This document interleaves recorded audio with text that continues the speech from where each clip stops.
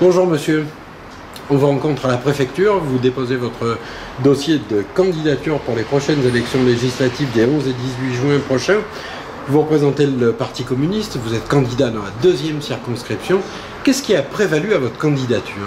Et nous avons décidé de déposer des candidatures soutenues par le Parti communiste français dans l'ensemble des circonscriptions pour deux raisons essentielles. La première, c'est de poursuivre le combat par les urnes qui a été mené au printemps dernier, notamment contre la loi El Khomri et contre toutes les mesures d'essence libérale, et dans le même temps pour permettre le rassemblement de toutes celles et tous ceux qui sont victimes du libéralisme depuis une trentaine d'années dans ce pays.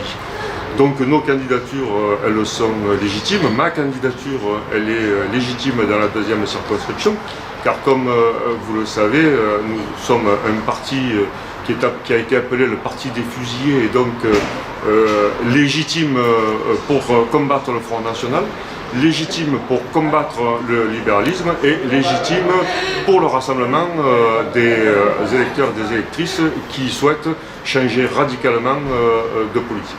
Est-ce à comprendre que si vous êtes élu, vous serez dans une opposition systématique ? Ça dépend à qui et ça dépend comment. On ne sera pas dans l'opposition systématique, mais on sera dans l'opposition à toutes les mesures qui sont d'essence libérale, les mesures qui ont comme intérêt la survie d'un capitalisme qui est en crise, c'est-à-dire tout simplement toutes les mesures de régression sociale qui font que les gens se retrouvent dans des situations de plus en plus compliquées. Par exemple, concernant notre département, on est contre la métropole, je le dis très tranquillement. Pour quelle raison? Parce que la métropole est aux antipodes, le fonctionnement d'une métropole est aux antipodes de ce que nous souhaitons. C'est-à-dire que c'est une grosse machine qui va centraliser et l'argent et les pouvoirs au détriment de la démocratie locale des communes et de la démocratie pour les citoyens. Une dernière question, si vous le permettez. Comment expliquez-vous l'impossibilité de vous rapprocher de la France insoumise de M. Mélenchon?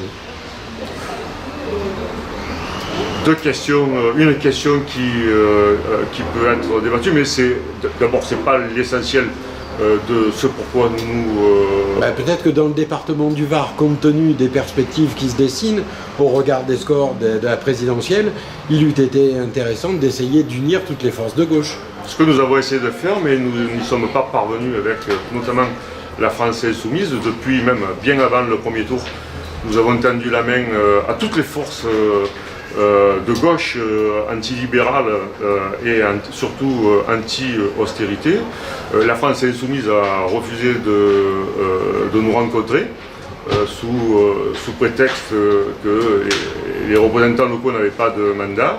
Nous sommes allés jusqu'à faire la proposition de se retirer dans 5 des circonscriptions sur 8 dans le Var. Toujours pas de réponse, et donc nous avons décidé de déposer des candidatures. Alors, la question c'est, mais quelle en est la raison dans un département où, il n'y a pas de sortant, 2, il y a très peu de chances pour que la gauche ait un député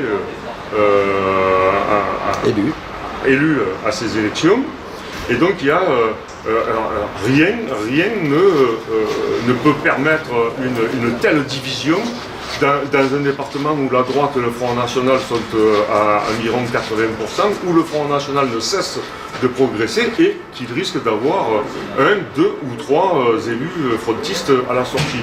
Donc effectivement, nous avions toutes les conditions réunies dans ce département pour avoir une candidature unique de la gauche de transformation dans chacune des circonscriptions. Les conditions n'ont pas été réunies, nous le regrettons profondément, et c'est pour ça que nous disons très tranquillement que nos candidats sont les candidats du rassemblement, parce que quand on ne veut pas le rassemblement dans un système électoral à 2 tours, majoritaire à 2 tours, cela veut dire qu'on ne veut pas gagner sur le fond. Eh bien écoutez, je vous remercie, je vous souhaite bon courage et bonne campagne. Merci.